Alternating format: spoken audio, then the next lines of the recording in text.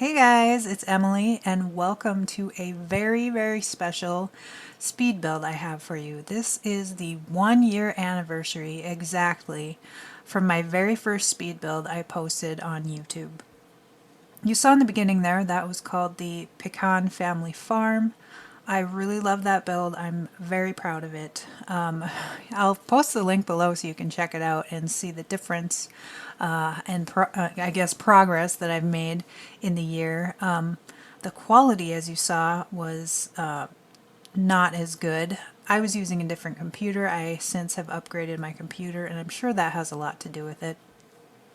But nonetheless, I really loved that build. It was definitely very indicative of the types of builds that I like to do, a lot of detail. So I knew I wanted to do another farm. That was kind of my criteria. I initially started on a 40 by 30 lot and quickly realized that I needed to move it to a bigger lot. So you'll see here that we actually are going to move it. But I knew I wanted to have, like I said, a barn, a farm. And so the concept is here, this main building is kind of the old barn. So that's why this house is kind of in the barn shape. And then they have renovated it to be a dwelling. And then we have another barn for the animals on the premises, the kind of a newer barn. Again, I took influence from a floor plan, and given my last build I did using the Star Wars items, I really liked the split level that I did. I think it's called Split Level Mansion, and so I wanted to do another split level. I found that I really liked that, and so you'll see here the front is 2 levels, and then if you look at it from the rear, it is 3 levels. I really like the challenge of doing that, and also the look of that. It just kind of adds a little interest when you're using the terrain tools. You'll see here that I am cutting out a lot. Like the Pecan Family Farm, it is a lot of finicky work, especially with a build that is this big and this many details, and we would be here forever if I included everything. So I'm just giving you the basics of the build, and in the cinematic overviews in the end of the video you can actually see the rooms, and we give top view of the layout. Definitely download this if you like it at all and check it out. It is play tested, so everything works. I always like to play test things. And here you'll see me using that roof trick. I use this pretty much in every build, just to add a little variation of height of the roofs, and just for a little added interest, architectural interest. Again, you'll see that I have to slide that level up to get those roofs to the correct level. I'm sure there are tutorials out there on how to do this. I've been contemplating doing tutorials myself. So far I haven't, but let me know if you would like to see something like that for my channel. Again, I use the tool mod. I always use the tool mod with the exception of my Spark builds because it's not allowed, but you don't need that mod to have this in your game. It's just for us builders, and it's utilizing the objects that are already in the game. Even though I'm changing things or turning things or resizing things, they're still objects that the game recognizes, and so there is no issue of it being flagged as custom content. Again, you don't need that in your game to have it work. You can just download this from the gallery with move objects on, of course, and it will work perfectly. It'll just render perfectly. So that's the awesome thing about that mod, and why so many builders use it is because everything just shows up as it has been altered, but doesn't count as CC. Here you'll see me using the trick of how to get those garage doors up from the basement, and then I elevate them. I did resize them a little bit with the tool because they're sticking out of the roof there. And so that worked really well. I could also just place those on the wall and then elevate them lower, with the tool mod, but I wanted to show you guys the trick of how to do that with the basement. So that is how we did that. Again, I'm cutting out a lot just because I think this video would be well over an hour if we showed everything. Well, probably even an hour and a half. So I show you kind of the basics. We skip over a lot. I don't show you the interior except for in the cinematic overpass. So let me know if you prefer to see the interior build or the exterior, because I personally enjoy doing the exterior better. And I like watching that better on the speed builds that I watch, but I know not everybody has the same preferences. So it would be cool to learn what everybody else likes, and maybe I can change it up if, you know, the majority seem to prefer the other way. So I am really excited about this build. It is definitely a lot of details. But I'm proud of the house itself, but also the grounds and the landscaping. I really took the time to make everything perfect and have the vibe that I wanted. I knew I wanted to have the little different areas, much like the Pecan family farm I did a year ago. We have the main dwelling, we have a garden area, we have a barn, we have an orchard area. And in this one, since we were working with a little bit more room, I added a pond because, of course, I love having the ponds in the builds that I do when appropriate. And then we also added a little area for some crops. And then we added a tractor. You probably saw that in the opening sequence. That tractor I got off of the gallery. Somebody else had created it. I will post that link below so you can check that out and download the original yourself. I have modified it because I wanted to add that trailer, and so when you download it off the gallery, it comes with kind of a storage container on the end, and because I wanted to add a trailer and a trailer hitch, we had to kind of modify it a little bit. So I changed that up, and then I created the trailer using very similar method to how the tractor was created, I'm sure. So I am going to upload the tractor and the trailer, of course giving credit to the original person for that tractor. But if you wanted to download just the tractor and the trailer, you can look for that in my gallery as well. So here I wanted to have a chicken coop. You probably saw that I do have little chickens running around when we're doing the cinematic views, and that is a mod. I just wanted to have it for something cute for the video that I'm doing here, but it is not included when you download it from the gallery, so you don't have to worry about having that custom content. If you want to have the chickens, I will also put the link below so you can download that and add that to your game so that it adds that kind of special touch outside the chicken coop here. Again, using that roof technique where you raise up the room with the roof on top and then slide it over. If you do any modifications, of course, those roofs can disappear or reset like you see here. It's jumping up to the level that it would normally be, so you have to be careful what you're doing once you place those roofs.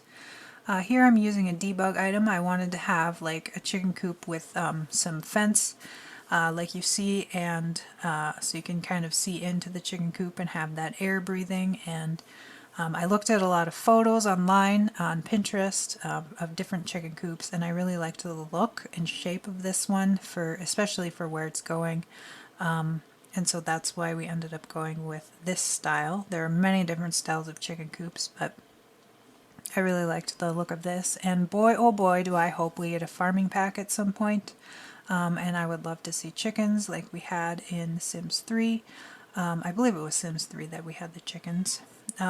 Yeah, so that is definitely top of my list. I know a lot of people want a farming pack, and it is definitely top of my list. So I really enjoy building the farmhouses and working with the animals and things like that. So You probably also saw in the opening sequence that I have some goats. Again, that is not a mod, unlike the chickens. It is by Pug owned. I will put the link for that as well. My description is going to be full of links because I used a lot of awesome things to kind of pull off the complete look of the farm here. So awesome things from the gallery. So that goat you can actually get right off the gallery. It is not custom content. It's based on a dog, so if you saw, the movements are a little bit like a canine rather than a goat, but you know, I think it works. Until or unless we get actual goats, you know, that's going to have to do. And I think definitely for the feel of the farm, it's okay to have that that look and use these guys. So here I am building the barn. We do end up changing out this fencing in various different types. I use some debug fencing. I end up changing it into some rock wall just to add a little variation. Here I am adding an area for the orchard. I wanted it to be, of course, usable, and you have to have it on a flat surface, and so we ended up just flattening out that area. I do end up using the tool mod to size up the trees, the orchard trees, just a little bit, so there's some variation, but they're still usable. I also wanted to have a greenhouse. Since we had all this space, you know, thinking of different things that would be on a farm, and I wanted to have a greenhouse to have our indoor gardening, but also surrounding the area is kind of the outdoor larger garden. That way you can have some plants all year round, and also, you know, you would have the seasonal plants of the garden that's outdoors. Here I'm utilizing the windows and the fact that they will make the